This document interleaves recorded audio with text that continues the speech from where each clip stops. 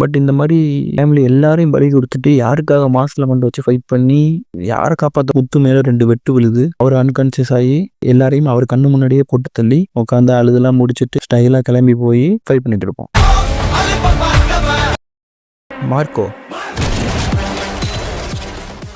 Marco movie நல்லா இருந்துச்சா இல்லையா?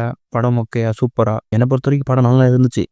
ப்ரீ கிளைமேக்ஸ் முன்னாடி வரைக்கும். ஏன் இன்டர்மிஷன் ஃபைட் அப்போலாம் பயங்கரமா இருந்துச்சு. மோஸ்ட் ஸ்டைலிஷ் அண்ட் அதே நேரத்தில் மோஸ்ட் ப்ரூட்டல் ஃபைட் சீனாகவும் இருந்துச்சு.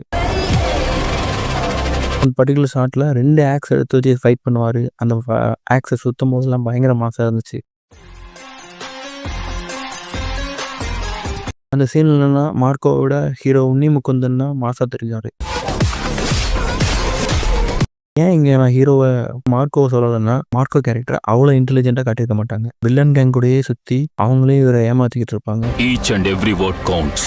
ஒரு சீனில் இவரே ஒரு விஷயத்தை கண்டுபிடிச்சி ஒரு இடத்துல போய் லிட்டரா ரத்தம் தெரிய சண்டை போட்டு டாப்பில் போய் பார்த்தா அதுவும் வில்லனோட ஆப். சரி, அது இருக்கட்டும். மார்க்கோ படமாவே எனக்கு நிறைய கொஸ்டின்ஸ் இருக்கு. பிகாஸ் நான் இந்த படம் பார்க்க ரீசன் இன்ஸ்டா ரீல்ஸ்ல யூடியூப் ஷார்ட்ஸ்லாம் நிறைய வீடியோஸ் வந்துச்சு. அவ்வளோ ஃபயர் விட்டுட்டு இருந்தாங்க அந்த படத்துக்கு. ராக்கி பாய், மார்க்கோ அப்படி இப்படின்னு ஓவர் பில்டப்பா இருந்துச்சு. அண்ட் நானுமே படம் நல்லா இருக்கும் அவங்க நினைச்சுதான் பார்த்து முடிச்சாச்சு. ஃபைனலி எனக்கு என்னன்னா, இவ்வளோ வயலன்ஸா இவ்வளோ கோரான ஃபைட் சீன்ஸ் எல்லாம் ஏற்றுக்கிறோம், என்ஜாய் பண்ணுறோம், ஓகே. பட் ஸ்டோரி படி பார்த்தாலும் யார் சத்தா நமக்கு என்னன்னு இருக்கிற ஒரு ஹீரோ மாசா என்ட்ரி கொடுத்து ரிவெஞ்ச் எடுத்தா போதுமா? எப்படி பார்த்தாலும் ஏற்றுக்க முடியலையே. எப்படி ஏற்றுக்க முடியுது? இல்லை மார்க்கோ மாதிரி படம் நம்மளை இதெல்லாம் ஏற்றுக்க வைக்குதா? எனக்கு first most brutal film Indian film அப்படின்னு சஜஷன் வந்தது கில் மூவி. அதான் பயங்கரமாக போச்சு. பட் அதுலேயுமே எமோஷனல் கனெக்ட்ன்ற பேரில் ஹீரோயினை கொண்டுருவாங்க. But end of the film அதை ஏற்றுக்கிற மாதிரி கொண்டு போயிருப்பாங்க. ஏன்னா அதுக்கப்புறம் ஒரு சீன்ஸ்லாம் ஹீரோ இன்னும் கொஞ்சம் ப்ரூட்டலாக கில் பண்ணுவார். அதுக்கு முன்னாடி கொண்டிருக்க மாட்டாருன்னு நினைக்கிறேன், சரி ஞாபகம் இல்லை. அந்த எமோஷனை கேரி பண்ணிட்டு அதுக்கப்புறம் வர எல்லா சீன்ஸ்லையுமே வில்லன்களை போட்டு பயங்கரமாக அடிச்சு ஒவ்வொரு ஃபைட் சீனுமே பயங்கரமாக பண்ணியிருப்பாங்க. ஏன்னா அவங்களை கொல்லாமல் விட்டுட்டா எல்லாரையும் கொண்டுருவாங்க அப்படின்ற அந்த ஒரு கிரிப்பிங்கோட ஃபைட் சீன்ஸ் எல்லாம் கரெக்டாக போகும். இன்னிலுமே ஃபைட் முடிஞ்சு வில்லனை கொண்டதுக்கப்புறம் ஒரு ரிலீஃப் கிடைக்கும். பட் மார்க்கோவில் என்ன பண்ணி வச்சிருக்கீங்க? ஹீரோ கேரக்டர் யாருக்காக இருக்கு, யாருக்காக சண்டை போடுது, ஒன்றுமே புரியல. உங்களுக்கு தெரியுமா மார்க்கோ யாருன்னு? இதில் மார்க்கோ அண்ணன் கேரக்டர் வேற மாசா அப்பப்போ டைலாக் விடுவார். என்னோட இடத்துல நுழைஞ்சு என்னைய தொடர்றதுக்கு யாருக்கு தைரியம் இருக்குன்னு சொல்றது. அடுத்த சீன்லேயே வில்லன் கேங்கோட உள்ளப்போ வந்து அவர் முன்னாடியும் நம்ம ஹீரோ மார்க்கோ முன்னாடியே ஃபேமிலியை ரொம்ப ப்ரூட்டலாக போட்டு தள்ளிட்டு இருப்பாரு. எந்த நேரம் உங்கள் அண்ணன் அடிக்கடி சொல்லுவார் மார்க்கோ விட்டா ஃபேமிலி தான் முக்கியம், இது என்னோட ஃபேமிலி அப்படின்ற மாதிரி டைலாக்ஸ்லாம் இருக்கும். பட் இந்த மாதிரி ஃபேமிலி எல்லாரையும் பலி கொடுத்துட்டு யாருக்காக மாஸ்ல மண்டை வச்சு ஃபைட் பண்ணி யாரை காப்பாற்ற போறீங்க? நிச்சயமா தெரியுமா, அவங்க தான் என்னோட எதிரின்னு.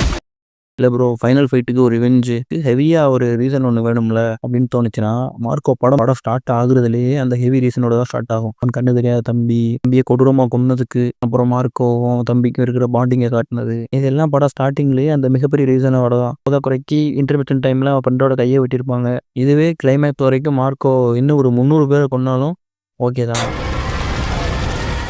எனக்கு புரிஞ்சிக்கவே முடியல எதுக்கு எப்படி எல்லாரையும் கொண்டுட்டு லாஸ்ட்டாக ஹீரோ மாஸ் பிஜிஎம் போட்டு பழி வாங்குறது மாசா தெரியுது. எனக்கு ஒவ்வொரு தடவை வில்லன் ஒவ்வொரு ஆளையாக போட்டு தள்ளும்போது டேய் என்னடா பண்ணுற, இப்பயாவது அழுறா அப்படின்ற மாதிரி தான் இருக்கும். அது எப்படி இப்போ லாஜிக் கரெக்டாக இருக்காதுன்னு தோணுச்சுன்னா, நம்ம எல்லாருக்குமே தெரியும் அந்த எல்லாரையும் கொன்னாலும் மார்க்கோவை மட்டும் விட்டுட்டு போயிடுவாங்க. அப்போ தான் அவன் திரும்பி வந்து ரிவெஞ்ச் எடுப்பான். கிளைமேக்ஸ் போயிட்டு கரெக்டாக இருக்கும் அப்படின்ற மாதிரி இருக்கும்.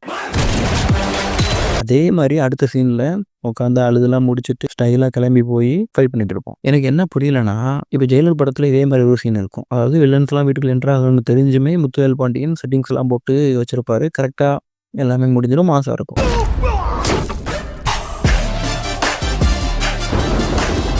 பட் இப்படி எடுத்துக்கிறோம். லைட்டாக ஏதோ ஒன்று மிஸ் ஆகி முத்து மேலே 2 வெட்டு விழுது. அவர் அன்கான்சியஸ் ஆகி எல்லாரையும் அவர் கண்ணு முன்னாடியே போட்டு தள்ளி தென் முத்து அந்த ஸ்டைலாக கிளம்பி அந்த சென்ட் பாட்டெல்லாம் அடிச்சிட்டு மாசா பிஜிஎம் போய் ரிவெஞ்ச் எடுத்தா எப்படி இருக்கும்?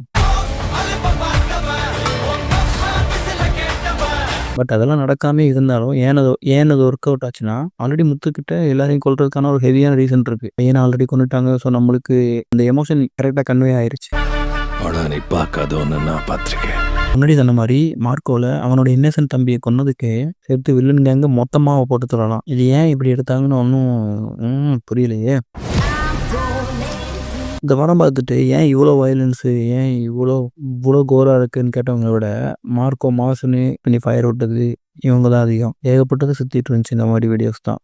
துடிக்க துடிக்க கொள்றத ஒருவேளை என்ன மாதிரி சில பேர் சாஃப்ட் ஹார்ட்டடாக மாறிக்கிட்டு இருக்காங்களா, இல்லை ஆடியன்ஸ் எல்லாம் இந்த மாதிரி சீன்ஸ் எல்லாம் ஏற்றுக்கிற மாதிரி மனநிலைக்கு மாறிட்டு வராங்களான்னு புரியலை. பட் மற்றபடி சொல்லணும்னா மூவி பெஸ்ட் குவாலிட்டி மேக்கிங், பிஜிஎம்ஸ்லாம் பயங்கரம். அதான் 100 கோடி அடிச்சிருக்குன்னு நினைக்கிறேன். ஒருவேளை படம் பார்த்துட்டு என்ன மாதிரி யாராச்சும் புலம்பிட்டு இருந்தீங்க, உள்ள தோணுச்சு, தேரமாக தோணுச்சுன்னா சொல்லுங்க பார்ப்போம். வாட் அப்?